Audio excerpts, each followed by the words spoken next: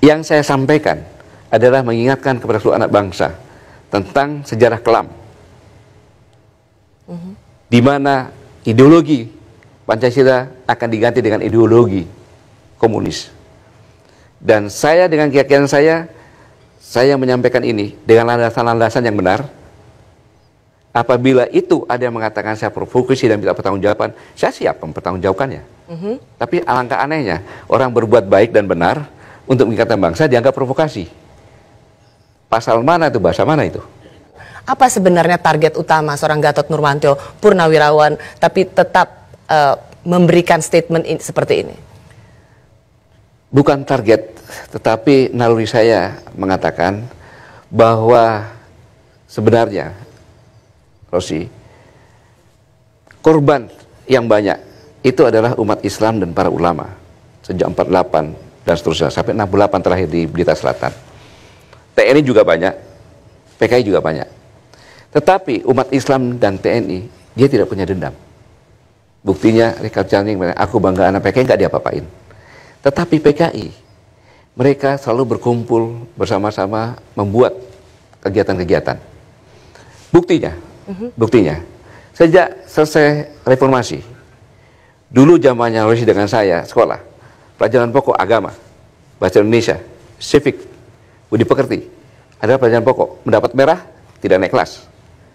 Ada pelajaran tentang Pancasila, sejarah Pancasila. Itu semuanya dihapuskan. Bukan jadi pelajaran pokok, bahkan pelajaran tentang Pancasila, pemberontakan G30 dihapuskan. Ini kan yang bisa melakukan seperti ini kalau bukan kekuatan luar biasa, siapa lagi itu?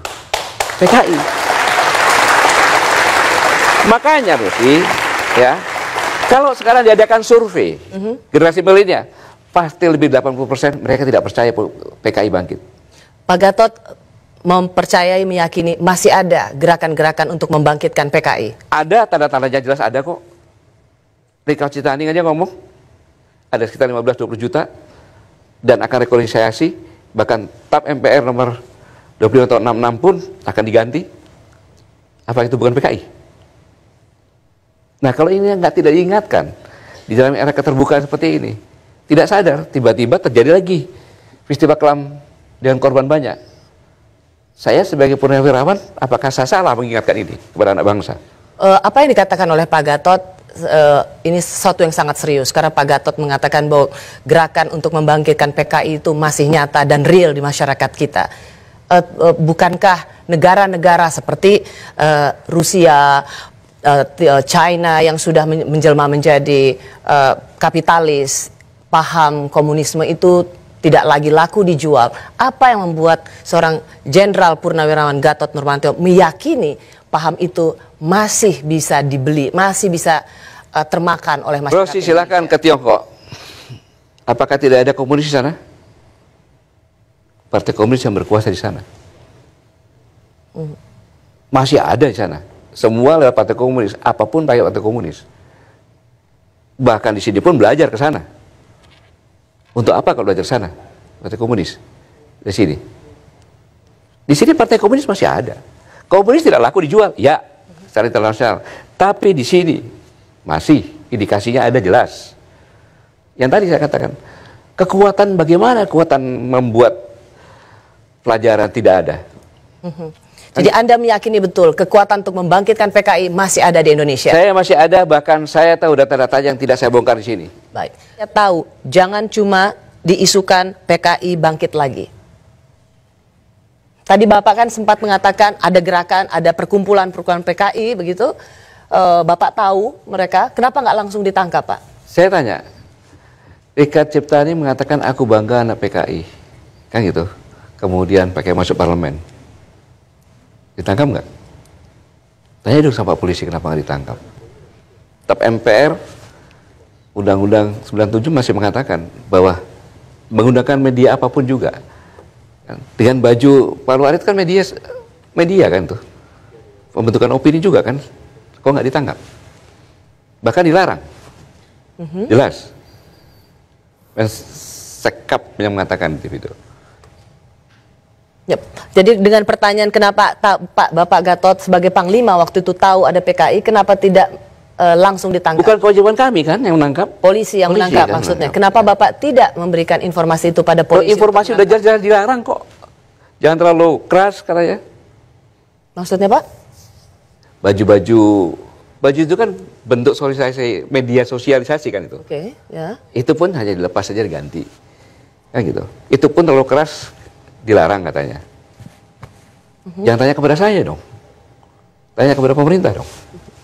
Jadi Bapak merasa bahwa ada gerakan-gerakan PKI, tetapi selama ini pemerintah mendiamkan, aparat keamanan mendiamkan?